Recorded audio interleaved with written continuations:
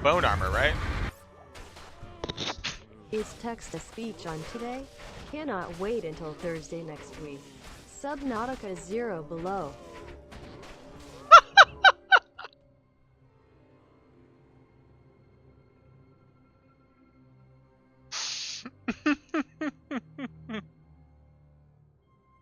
Kalrune, thank you very much for the 666 dono, man. I appreciate it. Also, thank you for buying the Zod rune. I appreciate that.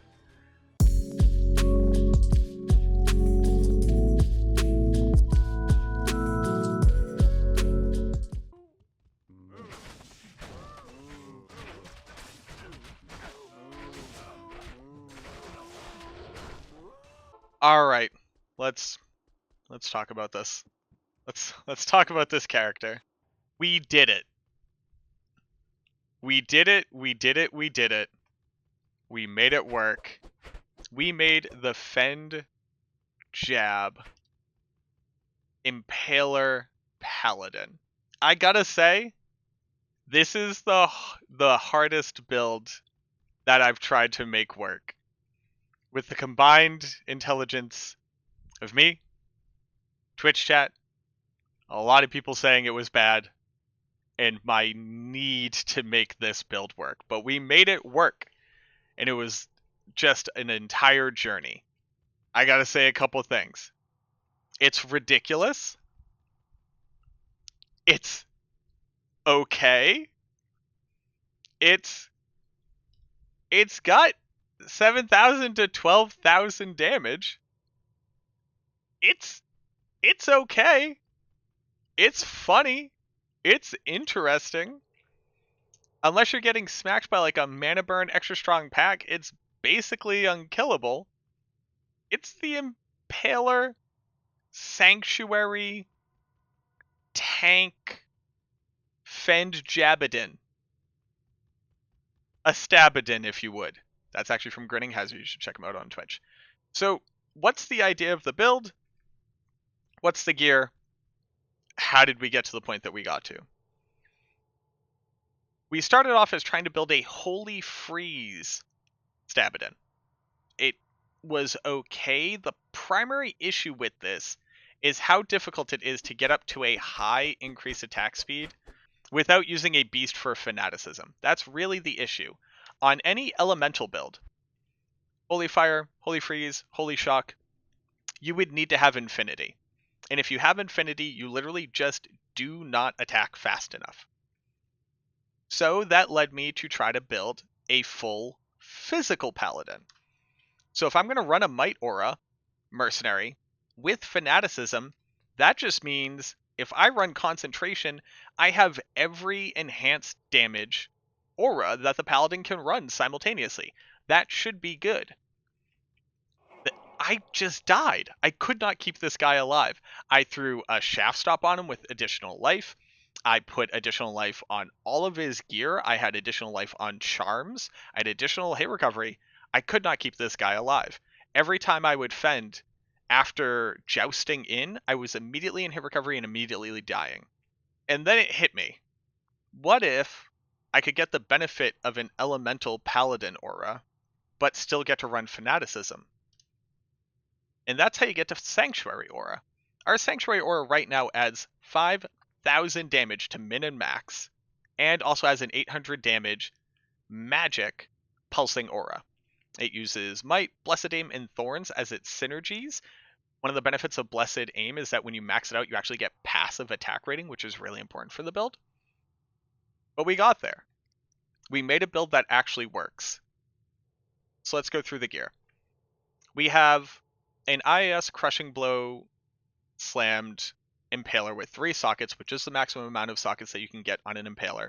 We put additional attack speed, huge enhanced damage, and I believe one of them was an enhanced damage with fire damage on it. We have BT Neanderthals, me personalized, +3 skill, 2 socket, Andy's Visage. We put in IAS something jewel in here, and he also already had fire facet in it. We didn't take it out. Ignore that for right now. We're using a lightning res slammed Mars. Mars is really important because the +2 to all skills is going to translate over onto your Impaler. you'll see that we run a lot of plus skills so that our jab, fend, and javelin and spear mastery all have additional points in them, because fend and jab get both damage and attack rating, and then javelin and spear mastery gives you damage and crit rating. We're using a Chains of Honor. This is to shore up our resistances. It's the +2 skills, has a little bit of damage reduction. Realistically, I would want a +3 Arcane's Valor with sockets in it in this slot. I just don't have one. We're using Sandstorm Trek. Sandstorm Trek, really nice. They say fast run walk.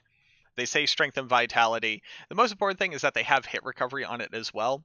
Running hit recovery on this build is just so important, because when you come out of a joust into a fend, if you get interrupted in any way, shape, or form, one, all of your other attacks are going to miss, and if you get put into hit recovery, you basically don't attack fast enough to regen life off of life leech before you die. So hit recovery is really, really important.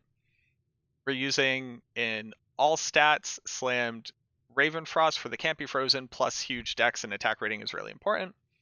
A Dungos that slammed with Fire Res, the hit recovery is really nice. 39 vitality is huge, and also having the physical damage reduction is just so important. We're running a crafted ring that says max damage, AR, dex, life, and all res. You can run a couple different points here. Also, the Frost Nova is really nice. That helps to basically save you a second if you do happen to get hit before you get your fend off. And then probably the most important thing that we have going for us right now on the build is actually Bloodfist. Bloodfist says increase attack speed so we get up to the next breakpoint. Ours has 39 ED slammed on it. It says life, max damage, and hit recovery. 30 hit recovery on gloves is bononos, honestly. Again, with the Arcane's Valor, if you had all of this going, you would actually be up at the 86 faster hit recovery breakpoint, which is where I would want to get to ideally with the build, and this helps us to get up to the next breakpoint even without it. Across the bottom, we're using all offensive aura skillers. We have a Torch, Annie, and then down here is just res life, all res, just to shore up some of the failure points that the rest of our gear doesn't give us. For stats, you max Sanctuary Aura and all of its synergies. So Might, Blessed Aim, and Thorns. Again, the Blessed Aim is going to give you some additional attack rating. You put 1 point all the way down to get to Joust, and 1 point all the way down to get to Charge. This is going to help with your mobility, and then your dump stat goes into Vigor Aura. One of the benefits of this build is that it does just run real fast. Obviously, you get to just straight up teleport with no FCR frames with Joust. Charge gets you huge mobility. Vigor gives you huge mobility. And then your dump points in Vigor also gives you passive run walk. For our stats, we're going enough strength and dex to be able to use the Impaler. Since all of our damage is coming from magic, we don't need to go as a glass cannon build here. We don't need to dump points into this. So we get to put everything into vitality. On swap, obviously we also have Call to Arms with a lidless so we can pre-buff. Go ahead and get your pre-buff up. You end up sitting pretty close to 2,000 life. Our damage on jab is 67 to 11,000, 69 nice to 12,000 on fend. Your charge damage is 14k, your joust damage is 11k, although we really just use those for mobility. And then right now at level 83, where we're actually anywhere between 5 to 8 levels lower than anything in a cow map, our chance hit is at 92%, and that's with only having 8,000 attack rating. I'd like to see this number jump up more, but again, with more levels, your chance to hit is just going to get capped at 95% anyways. And we're basically all max res. Obviously, we're using an Andes, so we're not max on fire res. You don't need it. If you can't get there with max res and over res on poison and not max res on fire, there's something not going right with the build in general. This is the most energy that I've put into trying to make a build work. We had to respec this thing 6 times, and I really believe that this Sanctuary version of the build is the best option. Swapping over to Sanctuary let us swap over to gear that just got us more life, more all res, more hit recovery, and more physical damage reduction than any of the other builds that we tried. But if you've been following along at least with the Barbarian, this one it runs real fast, it teleports, it has Vigor Aura, and if you have high APM skills, you could be clearing maps a lot faster than I did, probably like 20-25 minute maps if you're trying to go all in on it. And I think right now, if you're a higher level, you could probably fit something like 3 more plus skills, which would equal out to about 500 more magic damage. But give it a shot. This thing is bananas. It's just awesome seeing a non-Zealadin, a paladin without a shield, no holy shield on a paladin. The dude's using an impaler. Like, what more could you ask for? I hope you liked it, and I'll see you in the next video.